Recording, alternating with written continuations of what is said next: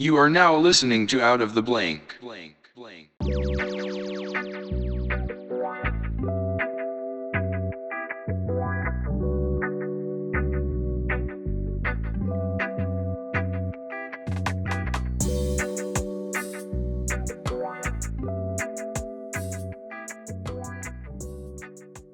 Welcome to another episode of Out of the Blank podcast. I'm here with Megan Ashley. Hi, guys. So, Megan, tell me a little bit about yourself and what do you do professionally? Well, I'm 32 years old. I live in Florida. I have multiple jobs. My main job is working with a nonprofit, helping kids with mentoring, like mentoring children. And I also am part of Literary Lushes, which is a book club podcast where we read a book every other week, and then we make drinks that match along with the books. Right on. So, you're a nonprofit organization that helps mentor children. And so, what are we talking about educational reasons? Are we talking about like just kind of showing them All of it. lines, the basis to life, like who are kids, I guess, developing through a hard struggle?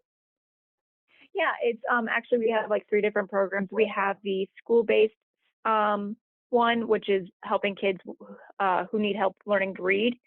A lot of times it's just cases where parents, work nights and they don't have an hour to spend going over sight words or reading with their child. So, and the teachers can't give them the one-on-one time. So we have volunteers go into the schools and work with them for 1 hour once a week. Or we have kids who, might not have a father figure, mother figure in their life and go out in the community and just give them that positive adult role model, socializing. So, is this volunteer work for you? No, I get paid. But what I do is more of the marketing. I'm a marketing and development person for that. Well, I'm saying what you do is very, very important because I definitely think that, like, especially when it comes to learning, kids and people learn at different rates. People are like learn differently when talked to differently, such as some people can be yelled at to get something done. Some people need to be talked to and reasoned with. Me, I'm pretty Right. stubborn, so if you yell at me, it's going in one ear, out the other.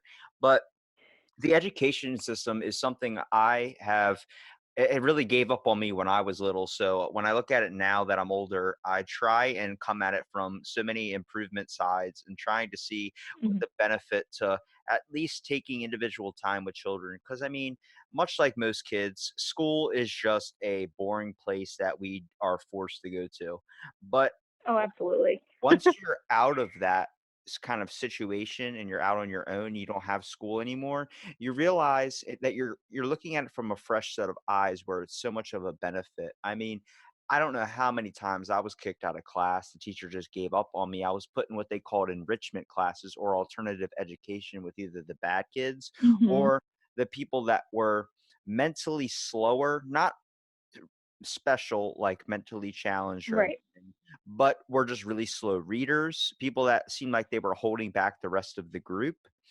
And I thought that was I never even really noticed it until later when I was like, why can I read this page really fast, but this guy's taking forever? And I Yeah. realized it was my ADHD that was making me very difficult to maintain in class. I could never sit still. I would keep making a noise. I would keep tapping my Hmm. foot. And I realized that I was really holding the rest of them back. Is that's how the teacher would put it. You're holding the rest of the other class back with your outbursts. And it was something I couldn't help. So it was easier to just seclude me out of class. So when I look back and I see kids that are struggling with that now, I definitely think like what you're doing, where you're helping them, giving the individual Hmm. time, whether it's something a parent should be doing or coming from a teacher's perspective, that's an important job. Yes, and the interesting thing is because um, school is taught not to every child's needs. Like some kids learn through listening, some kids learn through hands-on, and so the school systems don't teach each child the way that they learn. They teach the way they think everybody can learn. And so there's some kids who don't get it, or there's some kids who get it way too fast, and so they're bored, and so they act up in class, and so they then their grades start falling because they're bored. Or we have kids who, like you, just are doing other things, and the teacher's like, bye, go somewhere else. Or kids who do have a learning, who are a little bit slower and just need that little bit of time to someone to explain it a little bit different, and the teachers just can't do that to all 32 students. Um, so that's where we step in, and the one-on-one, our program actually, I think it's like a 96% increase in academic performances and 94 in behavior, just because they have that outlet to learn a different way. And our volunteers who go and read with the kids and work on stuff are not tied down to government saying this is how you need to be teaching them. Yeah, it I seems like actually, the guidelines for the education system are what is like kind of manufacturing to make people mm, that work 9 to 5 lifestyles. I feel like yeah, that's the way our society is. And I'm like, but mhm, not everyone is a 9 to 5 person that can sit behind a desk or work a desk job. For me, if you want right, to get me to learn, play a movie, play some interactive board game where I have to get up and touch something or mhm, draw something on the board, that's going to create the most, I guess, rise out of me. yes. Um, it's interesting because when public schools or any kind of formal schooling was brought up in America, it was more designed for teaching kids, or to teach them to become adults, for them to pretty much go on the factory lines where they're just putting things together and they're following rules and they're just doing this from 9 to 5 and they're just kind of moving forward slowly. And I feel like schooling hasn't picked up with the way that kids are learning nowadays, especially, and they're very much more hands-on, and they could get more creative and thinking about things a little bit different, but they're stuck in the same style desks as they were back in the 1800s. Um, so it's just, I feel like school systems haven't really moved as far in advance as they should be. Um, What improvements do you see that should be added in? I looked at my third grade teacher, which is one of the teachers that really took the extra mile for her students. And she's been on my podcast and she would tell me, she goes, you just had a lot of energy. And I definitely think when it comes to a good teacher, whether it's a guy teacher or a girl teacher, it's about really being a very good parent or a mhm, patient person at least. She yeah, used to put eraser caps on my pencils. So when I drummed on the desk, that I would literally not really bother, but also be able to entertain myself without affecting the other students around me. And then she noticed, like, hey, wait a minute, instead of giving the kid 3 chocolate milks at lunch like he wants and giving him the cookie, maybe we could give him a juice or some type of I don't know, fruit so he's not so energetic when he gets back into class. yeah, And like, you would think, but that revolutionized the whole way. Like, you would have thought yeah. people would have thought about that immediately, but no one ever thought it was because of your nutrition. No, and then I'm not bashing, and some teachers do have it really hard because I don't know how it is in your state, but in our state, the teachers here, they have pretty strict guidelines and rules, and like certain delegates are walking in all the time and making sure that they have this right amount of posters on their wall that say the right amount of things, and they have to be on the same lesson as the teacher next door, and it's just, it boggles them down to the point where they can't be creative. And I know when I was in school, it wasn't as bad. So like, I know for one kid who had a lot of energy, the teacher was able to makeshift this like foot netting thing for him so he could swing his feet on that without hitting the desk.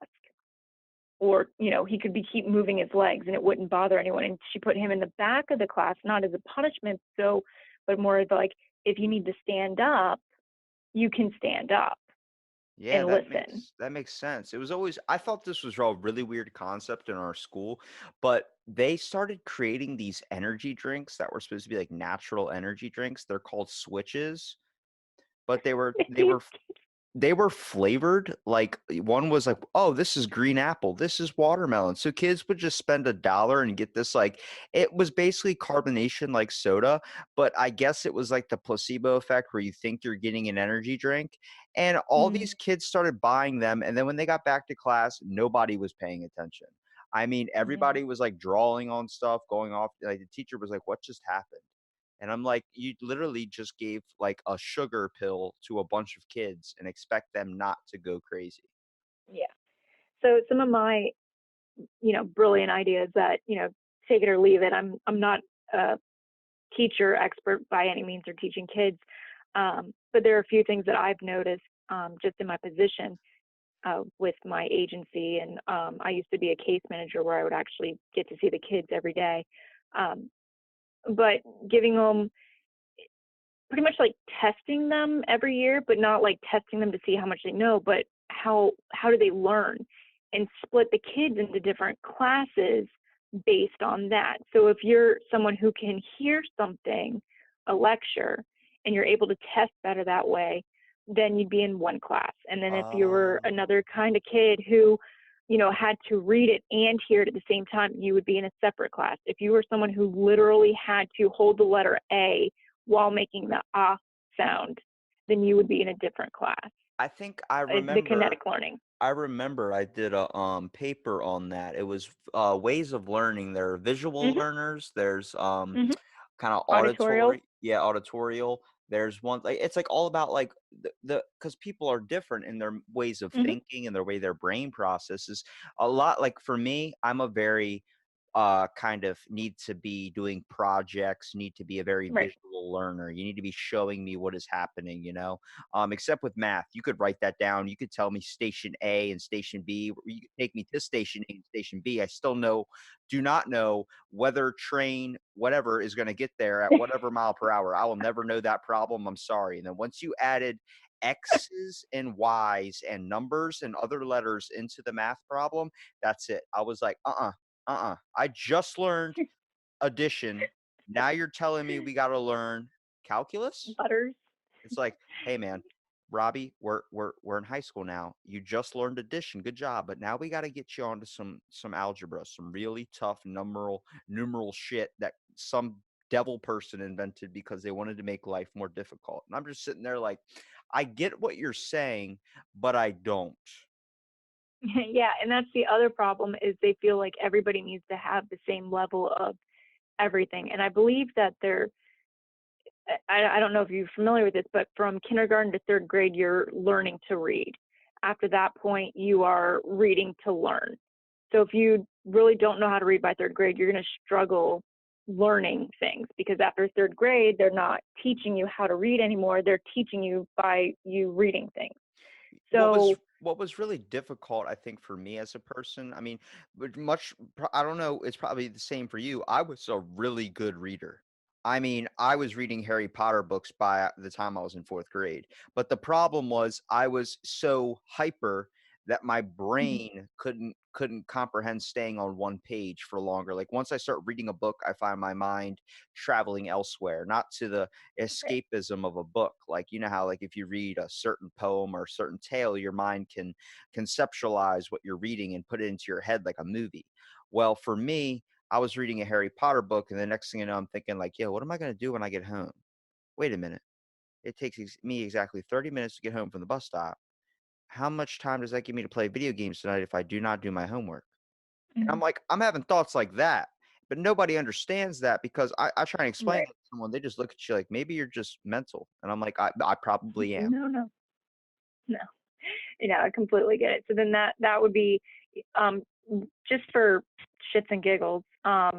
One day, try while you're reading, having a pad and pen next to you, and like just doodling, not paying attention to what you're doodling, um, but just so you're giving your hand something to do, and it like in the back of your mind, your brain is focusing on that while trying to read, so then it doesn't kind of jump around. That's just something that I sometimes do if I find my mind can't focus. I don't know if it would help at all, but That actually, some people find. I have tried a version of that. When I see I work out a lot, so I ended up Mhm, hearing from one of my instructors there. He was like, you can work out your physical as much as possible, but you should probably work out your mental capacity as well. mhm, And I was like, what do you mean? Like I have pretty good vocabulary. I use very expanded words, and he was just let me know. He goes, try reading a book while you're working out. I was like, reading a book while I'm working out, like you know how difficult that would be. He goes, you have ADHD, right? And I'm like, yeah. And he goes, well, you're listening to a podcast right now and you're working out. That's two things at once. What else are you doing? mhm. And I started naming off like a million things I was doing while I was working out. It just in the process of it. And I'm like, all right, let me add a book to this. So I would do push ups and have a book in front of me. Next thing I Yes. know, I was able to actually sink in what was coming from those pages. It's actually how I got through some of my college classes. I would bring my textbooks in, and while I was working out, I would sit there and read them. If I was doing sit-ups, I'd have a book with me, do some sit-ups. I was Yeah. like, And I bet you did pretty well during those tests too because of that. well, yeah, college was different for me because I think for me in school, I was not really, I was always kind of the class clown, mostly because I had so much energy. I always kind of wanted to make people laugh. Teachers didn't like that. Sometimes the kids did. But eventually, I felt like I was trapped and I could never escape, mostly because I felt like I was confined to the building and I had to sit there for the certain, Right. it's like being in timeout. And once I got my car and once I was in college and I realized the keys are in my pocket at any point, if I want to leave this class, I can just go without even saying a thing. Like I remember raising my hand to go to the bathroom, and the college professor's like, "What are you doing?" I'm like, "Can I go to the bathroom?" He's like, "Why are you asking right now?" And I'm like, "What do you mean?" He's like, "Just get up and go." I'm like, "Why?" He's like, "You're an adult, right?" I'm like, "Yeah." And he goes, "You see everybody else around you? They're adults, right?" I'm like, "Yeah. There's a woman that's 50 over there. There's a woman that's 60 over there." He's like, "Exactly. Get up and go to the bathroom. I'm not your parent." I'm like, "Oh shit. This is different and I like it." Yeah. And then that's, I think, also half the problem is in high school, they're not preparing you for college or life after college. And they're assuming that everybody's going to go to college rather than focusing on, like, in high school, I feel like it should be, okay, you're really good at reading or, hands on mechanical stuff, but you're not really good at, physics. Let's not make you take physics because that's not what you're going to end up doing. It's just, I feel like sometimes it's just they're trying to fill in those hours at school. And so they just put you in everything. So everybody has the same, level of everything. So for me, in high school, I was really good at math. Um, I did exceptionally well, and I was horrible in English because I'm a horrible writer and I'm a horrible grammar person. I love reading, but I'm just horrible at the whole, writing stuff. So I always preferred the math classes and um, the psychology, and Hey, actually took I'm a big fanatic of psychology, so I understand yeah, that. I mean, I yeah. kind of regret, doing this podcast with you because you said you like math, and I'm not a big fan of No, no, that one there. No. no, no, no. But then I stopped when I went to college. I didn't take any math courses because I'd taken them all in high school, and then I went back to do something. And I'm like, oh, I already forgot all this. And then I'm like, this is dumb. I'm not going to relearn because there's no for what I'm doing. Because I ended up going into the human services field, which has nothing to do with math. I mean, granted, you should know a little bit about math. I mean, writing a check and all that stuff's important, but I don't need to know how to do my taxes for the most part because I pay someone to do my taxes because I'm not going to do that. Oh, well, see, what I think is interesting is if this is my little theory on how I think the education system could be improved, is if they decided at maybe intermediate school around seventh and eighth grade, those the years where you're really kind of like you're 15, 16, you kind of got the basics of, English, math, all those things down, but you Right. decided to ask the kid what he would like to learn, as in give him Hmm. a personality test. What do you like and what do you want to do? If I offered you these limited choices, wood shop, do you want to go into carpentry? Do you like working with your hands? Let's get you on an outside gig, maybe. Then after a while, those kids would develop skills and actually want to learn. If a kid wants to be a mechanic or loves cars, put them in a car class. Yeah. Let them And learn then they could about be working absolutely. And I know in my county they started doing more of that stuff, like having more technical courses. I actually here I'm nerding out. In high school, I was also part of the medical academy because I didn't have complete psych classes. That was as close as you could get to it. Um, but anyways, in the medical academy, they had it only for 3 years. In the fourth year, they didn't have anything. And I was like, well, what if we, did the nursing program here? And so I had already graduated, but I got in motion for them to put the nursing program in our school so that once you graduated high school, you actually had a nurse, like not a main nursing degree, but like, your foot in the door, like a certificate to start doing some things.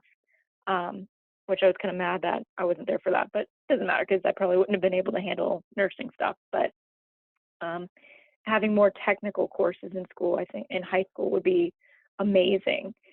So.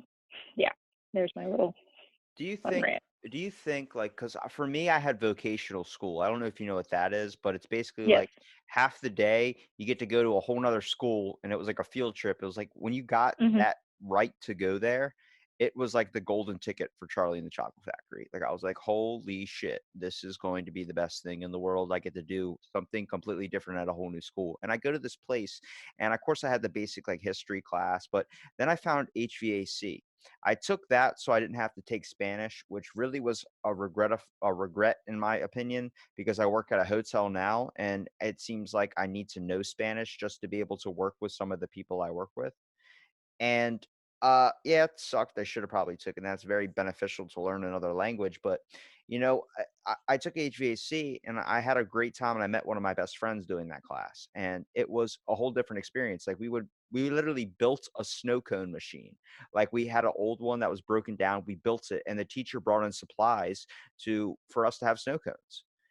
We had Yep. these amazing experiences, whether it was an ice cream machine, whether it was the list goes on and on and on. And we would just sit there and repair HVAC units all day. And he would make it so much fun, make it like volleyball, go outside every time you hit the ball, you have to answer a question. You have to do these types of things. And it was very, very interesting because I think more interactive teachers are very important. A lot Oh, of absolutely. teachers a lot of teachers look at other teachers that are more physical in their actions and go a little bit farther out each year for their students as show offs. I'll never forget. I had this one world history teacher. His name's Mr. Bevilacqua.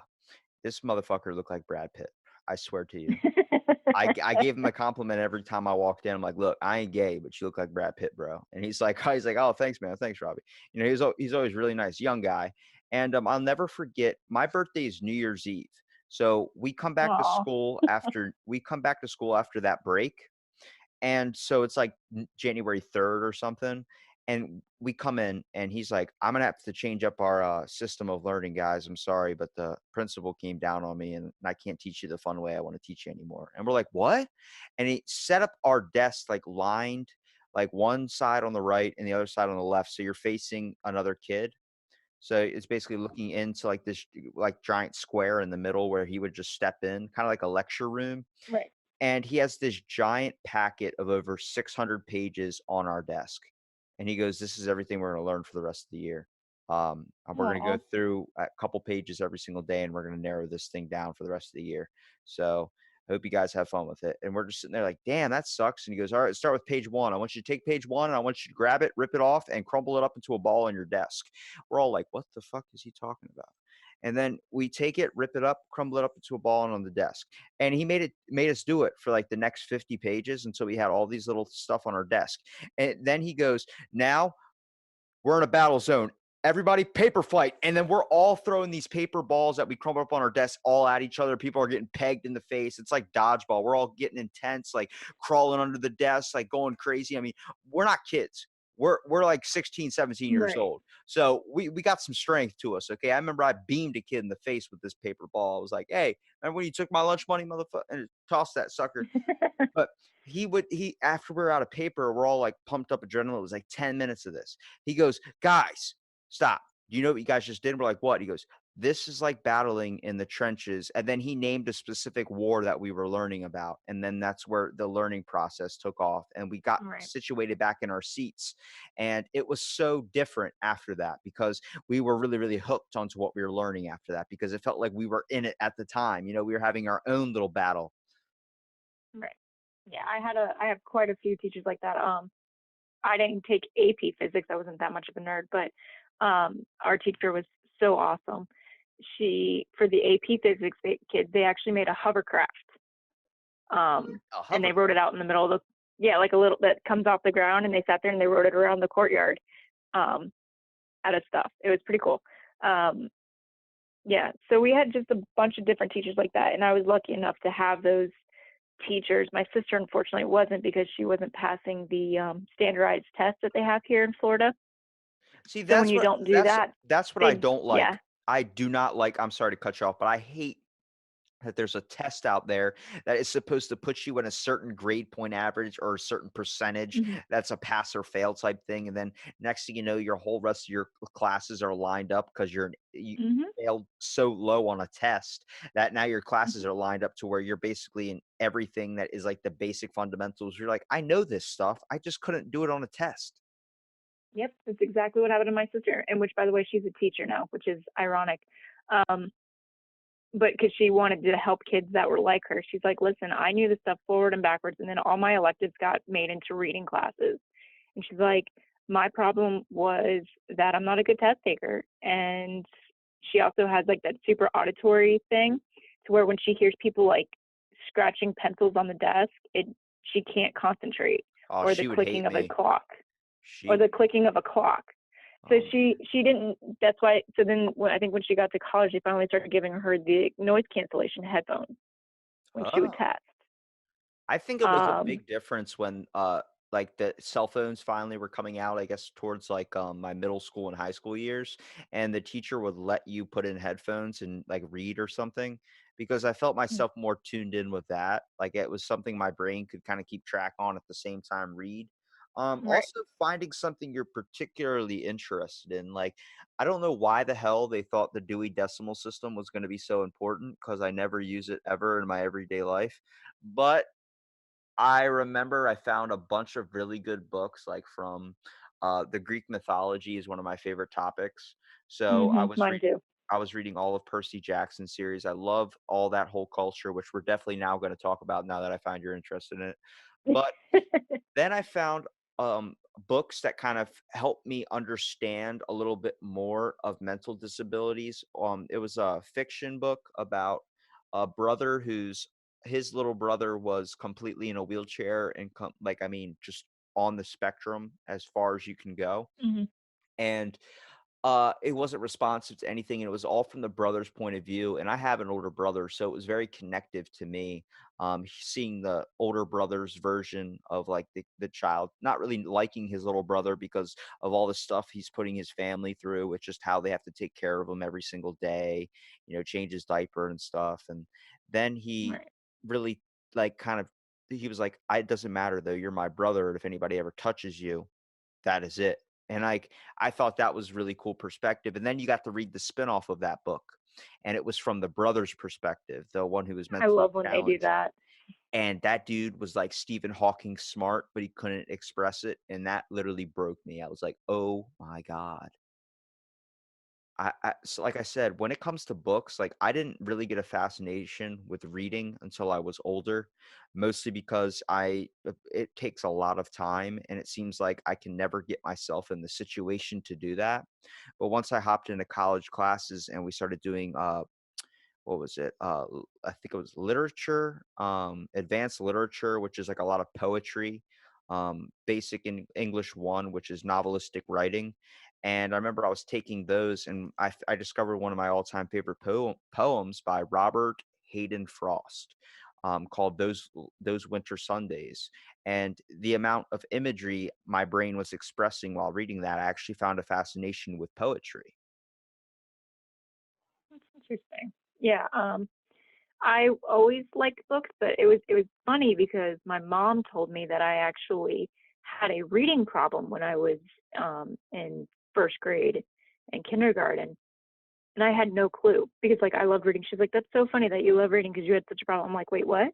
She's like, "You don't remember?" And I'm like, "No." And so I guess I overcame it, and then I was reading books all the time. And you probably have no clue because you were so much younger, but Beverly Cleary had a whole bunch of novels. Like she had Ralph the Motorcycle and It's the Beavis and Ramona author. And so I would read all those. And then I got a little older and I was reading, um, I was in middle school when the first Harry Potter book came out. So then that got hooked me onto series.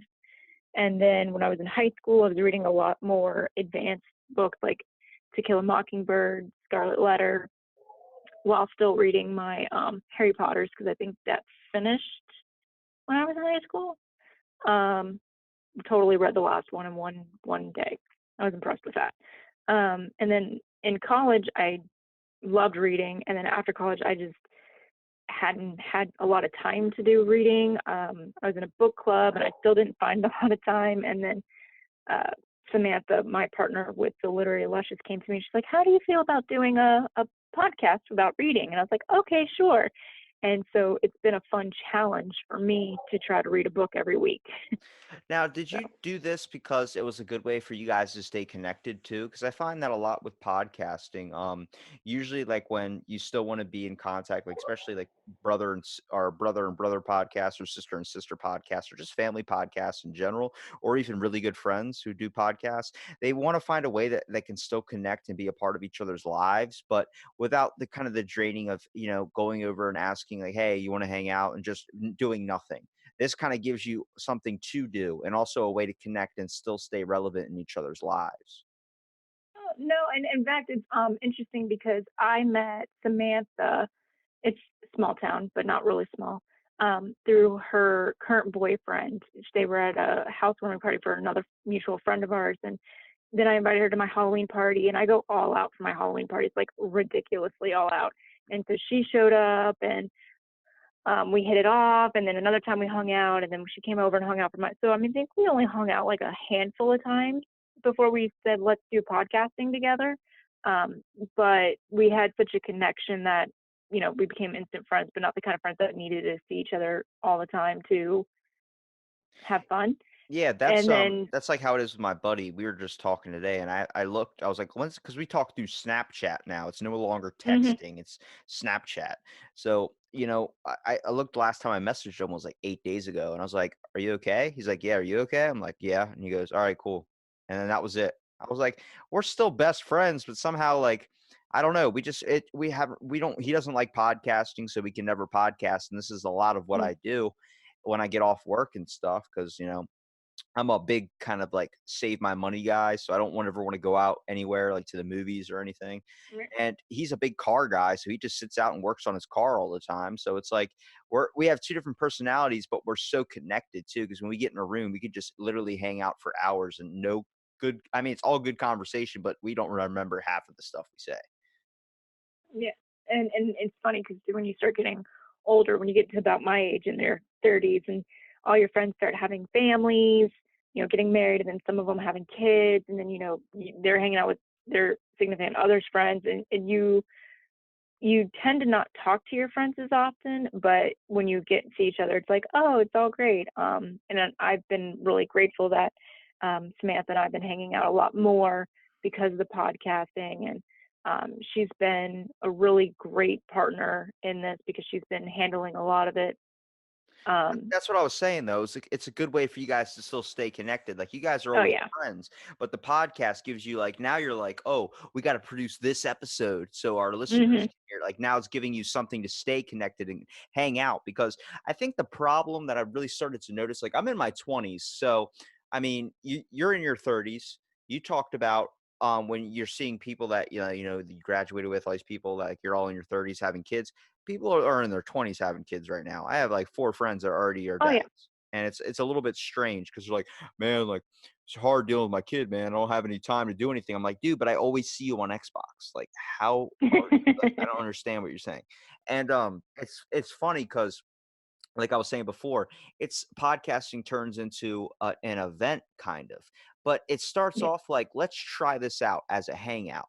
Then it's like you have to produce content for your listeners. So then you have, I feel Mhm. like, a reliability to them. So then it basically forces you guys to hang out. You don't need to be forced, but I think it's that drive, that little thing that gets you outside your door. Because once you have a long day from work or something, you come home, you're Mhm. drained. All you want to do is slip into those PJs and you just want to be able to kind of relax and watch some Netflix or something. I Yeah. think that's because life is becoming very, very stressful.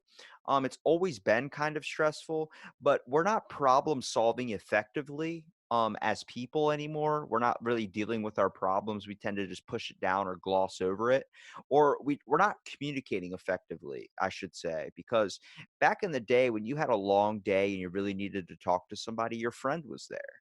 It wasn't over Snapchat. It was like, hey, you would talk to them in person. You would talk to your mother, you would talk to your father, you would talk to whoever was in your family that you really were connected with, or some close friend. And we're not getting that anymore because No, we and well, we relied so much into social media. We relied into so much of the technology we have to post something on Facebook about our day being so crappy, and then four people like it. It's false. It's false acceptance for a situation where you need to actually have a physical one-on-one interaction with someone. yeah, and when a few years ago, my sister and I are actually we're only 16 months apart, so we grew up really really close. Um, and then at one point in our lives, she literally lived like a minute away from my house, and it's when she had my niece. So I got to go over and see her a lot. And so a lot of times, I think like 4 times out of the week, we would be hanging out at each other's house, just hanging out. But she has recently moved like an hour away, and so I only get to see her every once in a while, and it's different. I mean, uh, my husband now is like my best friend, which is not a problem because he's the hugest nerd ever, and I love him so much, and he's great. Um, and he gets all my jokes and whatnot, so I that know makes you're that easy. saying this But because he might be listening. That's okay. No, I'm just kidding. no, no, no, I think he's actually walking the dogs. I don't know, or making dinner. I don't know. He's awesome.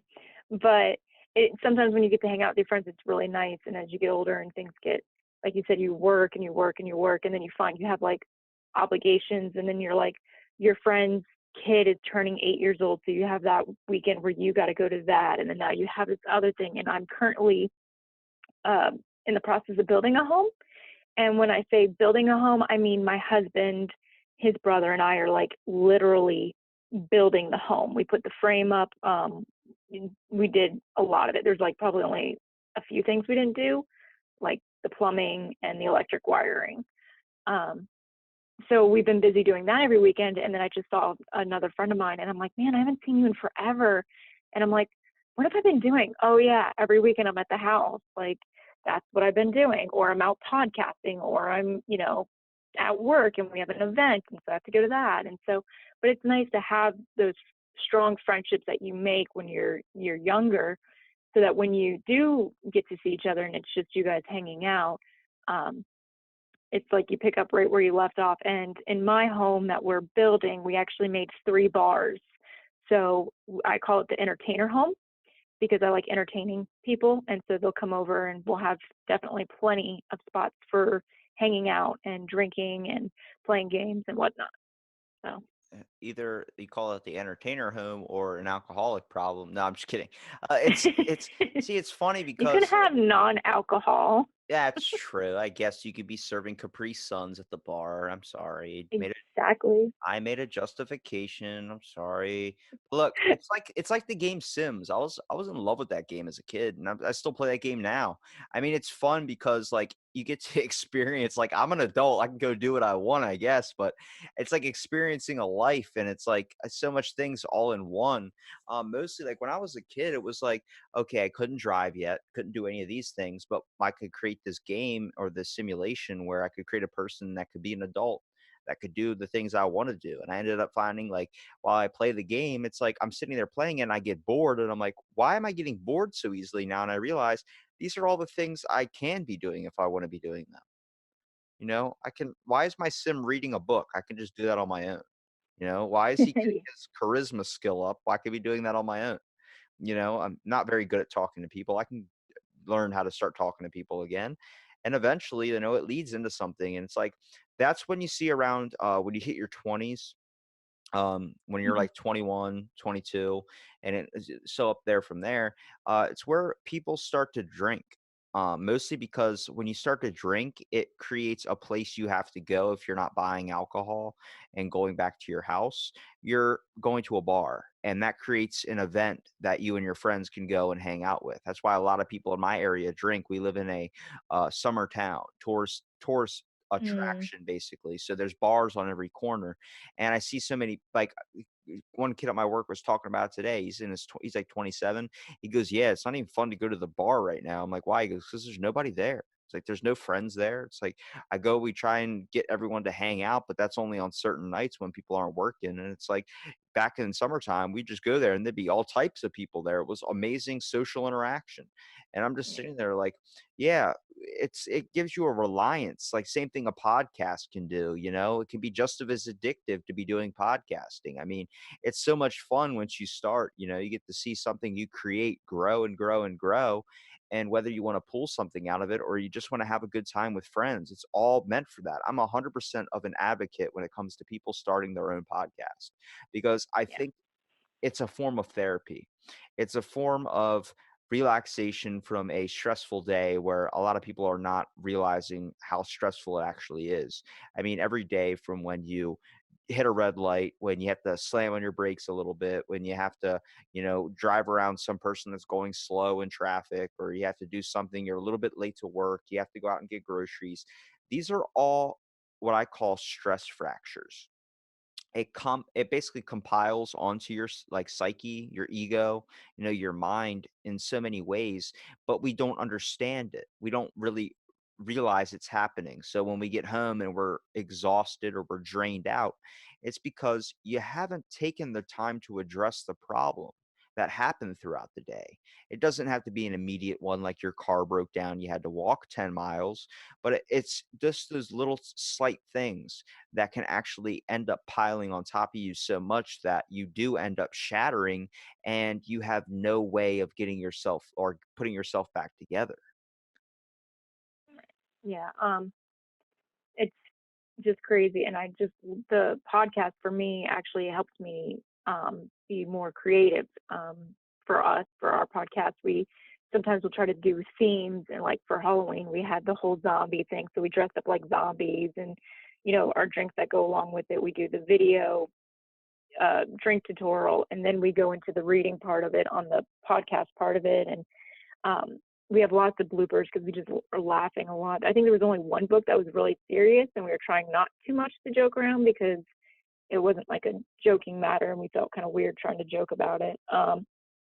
But yeah, just the creativity that it gives me, which helps me, refresh from the work week or just from the day, depending on which day we do it. It's been a true blessing to have that. It's definitely a benefit to having a podcast like yours on the concept of that you're reading a book and you're also kind of analyzing it and you're really just talking about like what you've read because you find yourself more focused when you're doing it because you're doing it for a podcast, but it's a benefit because you're doing like a inherent skill. You're learning something. You're reading an actual tale, a story where a lot of people try and do that in their free time for their own general knowledge. I mean, do you Right. find that like what types of books do you guys really focus on? Do you guys just focus on classic literature? Do you ever try and read something informational, like, a how-to book for whatever, like how to podcast or something? Or you ever do something that's like a little bit like ancient history wise? We've done, I think we've tried to do a different genre every time just to see what our fans prefer and what other people tend to like, because um, Samantha and I obviously have our own very strong opinions on which ones we like, but we didn't want to exclude anything. So for I think a month, we had our fans telling us what books they wanted us to read, and so like every time we pick a book, we try to pick one that might be a different genre than we've ever read. We read Atomic City Girls, which was a historical fiction. I had never read one of those before, um, and it was very interesting. I learned a lot. And then we read the zombie one, which was Deck Z, the Titanic. Um, it was just zombies on the Titanic, and I was like, okay, well, obviously this is not real, but the guys who wrote it did their research on the Titanic to the insane point where when we were interviewing the authors, they told us that there's actually a wiki, or not a wiki, but like there's like a chat group to people dedicated to knowing everything about the Titanic.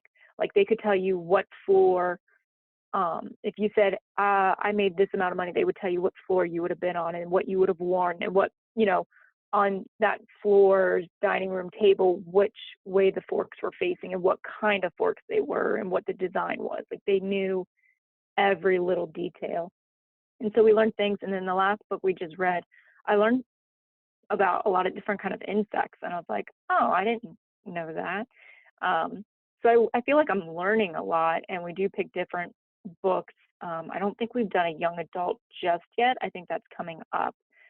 But we've done sci-fi, fantasy, just a whole bunch of different kinds, and we're just picking. And then I think we have an autobiography coming up soon. We also did a true crime one. So it's just a lot of different genres that we're hitting up to try to, um, because somebody might be like, oh, and we do have some class. I think we're doing The Great Gatsby for New Year's. So What's some your people are like, what's your favorite version though? Like the ones that you've come across and read, or is there one in the future that you want to read that you're kind of hoping comes across the table one day? well, the good thing about being part co-owner of the podcast is I do get to have say in some of the books. So there have been a few that actually a lot of the books that have been Samantha's like, oh, well, this is what I read, or oh, I've been interested in this. I'm like, oh, that sounds good. Um, but the one I think we're doing in February is Heartless by Marissa Myers. And because I like stories where you hear the opposite side of things or how things originally happened. So Heartless is a book that's about the Queen of Hearts and how she became the bitch that she is in the Queen of Hearts from Alice in Wonderland. Oh, And I thought you were talking about the card game Queen of Hearts. I was like, what the hell no, did no, the no, Queen of Hearts do to you? no, no, no, no, no, no, from Alice in Wonderland, from the actual novel, not Disney's version. Um, so Marissa Myers was like, well, what made her that way? And so she was mad that he passed away before anybody could ask him, and so she went in and wrote like a prequel to how she became who she was. And I just love that kind of stuff. And there's been other things where it's kind of like the Maleficent movies where you see the villain side of things and why they're really that way. And every story has two sides. So that's Like pretty much like where. like the Joker. Yes, I love the Joker movies and everything about the Joker. The Joker is such a sad story. I haven't seen it, but I know that's basically what the movie's about. It's showing it from his perspective. Yeah, I haven't seen that one yet with Joaquin Phoenix. That, um, but I saw the animated version, the Killing Joke, which was I feel like it's going to be very similar, and that was just so I just love hearing how villains became villains. That's pretty much where. Do you think it's lazy when someone says that they prefer to not read the book but watch the movie instead? Or do you find that No. like that kind of enriches them to go after the book in a way? Because I remember I saw Percy Jackson before I read the books, the whole series on that by I think his name is Rick Riordan. And I decided like because of that movie was so impactful. I'm such a fanatic for Greek mythology. I love the tales and legends. I just love old folklore in general, that I decided to read this stuff and get a different concept. And those books still fascinate me to this day. You might like Circe's. I wish I could remember the name of the author, but she's wrote a couple of them, and it's from like demigods' points of views, and Circe's, being on the island and having all this other stuff. But it's the gods talking, so it's from their point of view, which is so freaking cool. I loved that book. I love Clash Um, of Titans. I love all those movies that came yeah, out. I know so many people, for a lot of people, are like, oh, why do you care so much about Greek mythology or so much about culture? I'm like, that's where the culture came from, bro. yeah. The I wouldn't. Greeks, I like want to go to Greece. Is on my bucket list for the main country that I want to go and visit. same for me, and mostly because like Aristotle, he's the one that created all like the playwrights, like literature wise, like Greek tragedy, comedy, all these things. That's all created from one guy. Yeah. And like So. Plato creating the folklore to Atlantis, like the sunken city, he was a philosopher. It's like amazing to kind of understand that there's these people out there that they're not alive, so they're not relevant to a lot of people's minds, obviously, but it's a part of history. It's like Mhm. finding out like how America and how people have come this long of a way. Yeah. And so as far as like seeing the movie, uh, I my sister is so funny because she hated reading for the longest time. And so she would prefer to watch the movie over a book. Like she's like, I can't read a book. It's not, blah blah blah. And now she's all like, oh my gosh, the books are so much better than the movie.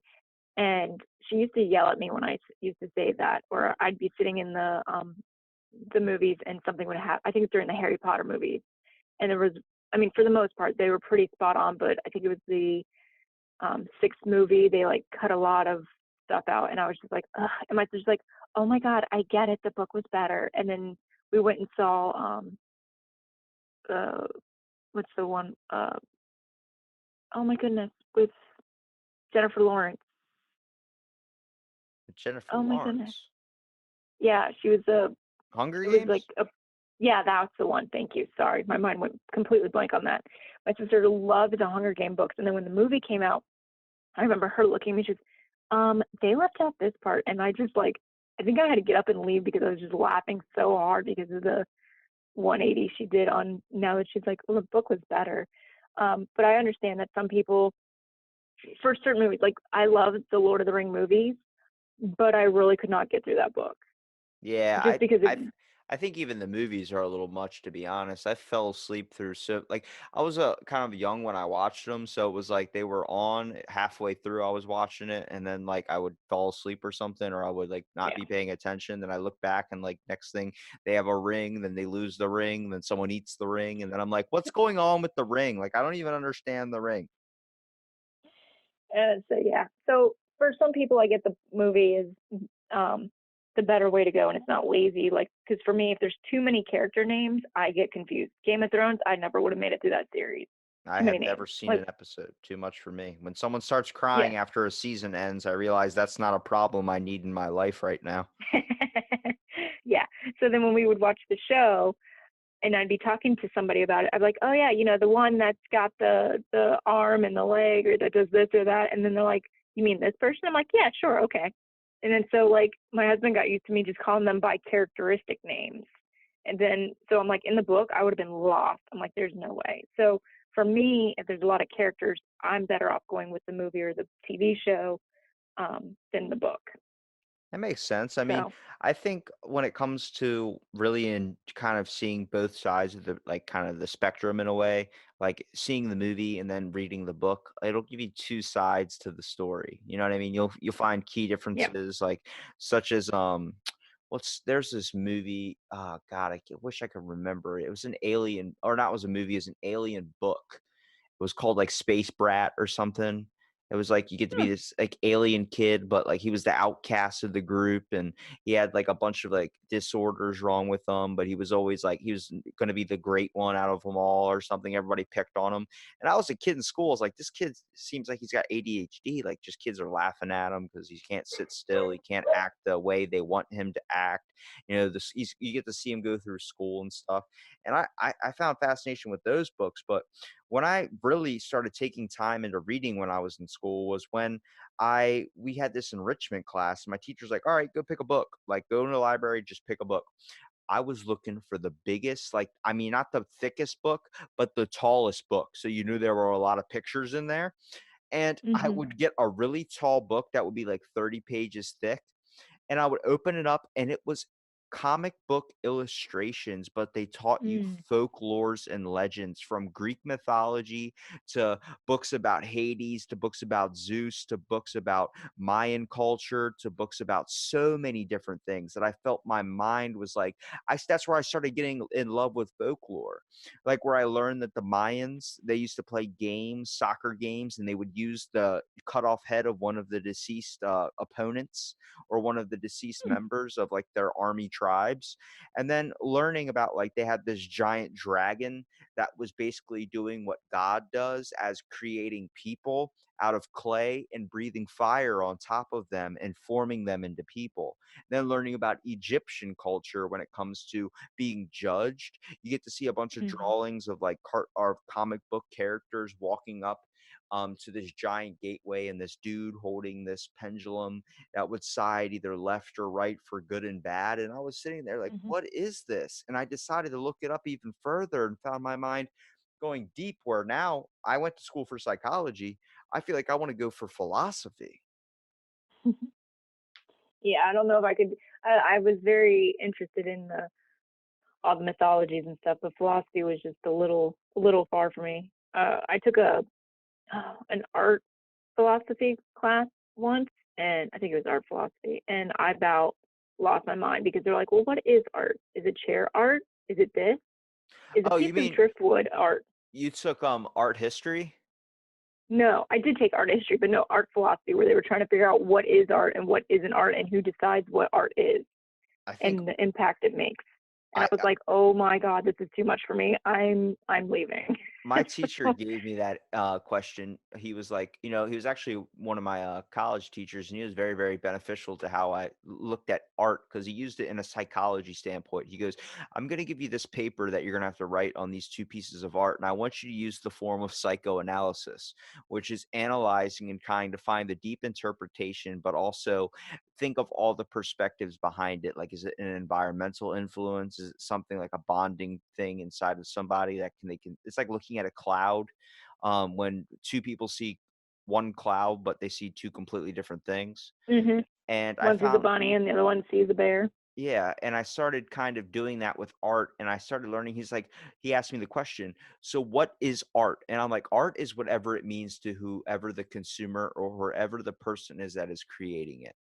And A plus. Yeah, that's pretty much what the gist of it was.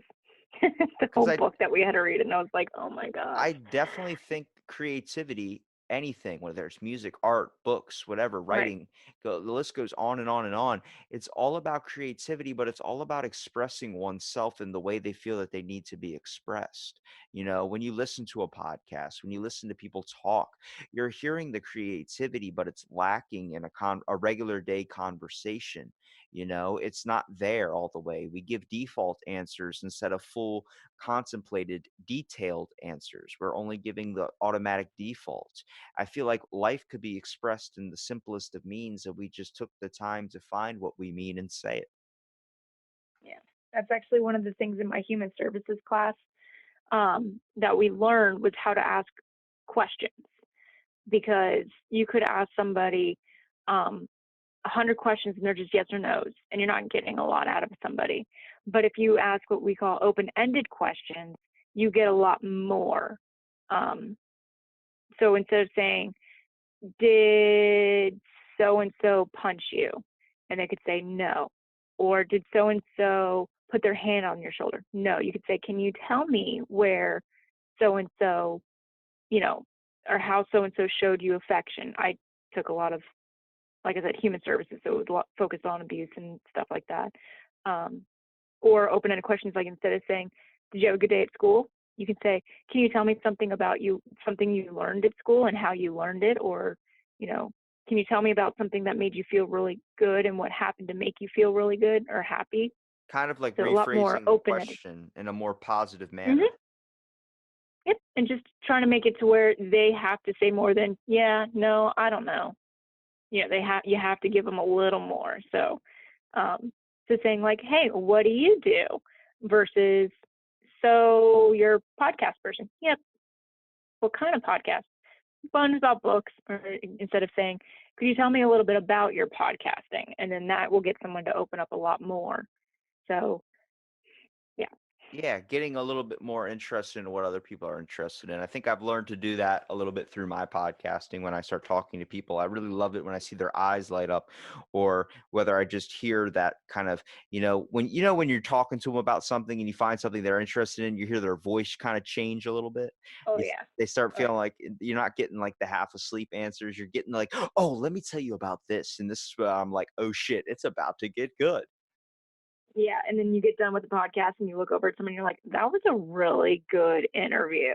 It's so different. It's So I definitely love the feeling of that, and I'm really appreciative of you coming out and doing the podcast, especially kind of last notice. We set this up like today, and I really oh well, I really appreciate you at least taking the time to come out and do this because I know, I mean, we like I said, we all have lives. We're all pretty busy, but it all it does is just take an hour to get to know somebody, or right. longer if you want. And I really appreciate you taking the time to do that. And I want to give you Yeah, and at the end to kind of promote your content. oh yeah, and I appreciate you, dealing with my schedule. I know it was a little hectic, and emergency happened earlier this month when I was supposed to do something, and then just things kept getting crazier and crazier. So I appreciate you being patient and flexible with me. Of course. I remember, like I told you when we started, I can't blame you that you're living a life. You know what I mean? Yeah. So sure is one heck of a life. So whenever you want to promote your content. Okay, so I'm part of Literary Lushes, and we do a podcast every other week. You can find us on Instagram, Twitter, and Facebook. It's called Literary Lushes Podcast, or you can use our hashtag #LitLushesPodcast, and we read a new book every other week. And we also make drink tutorial videos in between those weeks that go along with the books that we read. It's a little bit of fun, two ladies drinking and talking about books. Booze, wine. What? No, is it? What is it? It's booze, women, and books. It's booze, boobs, and books. Oh, I wasn't gonna say boobs because I was trying to be censored. Nope. But no, I'm kidding. Oh, I was like, you can take that out then. No, we're definitely not G-rated. We're not over the top. We're not too crass either, but we definitely have some adult humor and some fun with it. So We're you're not real. shy about anything. You're real. Oh yeah. I never Yeah. trust the person that's a Mr. Rogers type. I'm like, look, I know you're a freak deep down. Just let it out, man. Just let Oh it yeah, no. And we do have bloopers, and those are definitely a lot of people's favorites of the bloopers, because we break things and drop things, and it takes me like 5 tries to say an author's last name. It's great. So. Well, Megan, I appreciate you being on this episode Out of the Blank, and stay tuned for our next episode.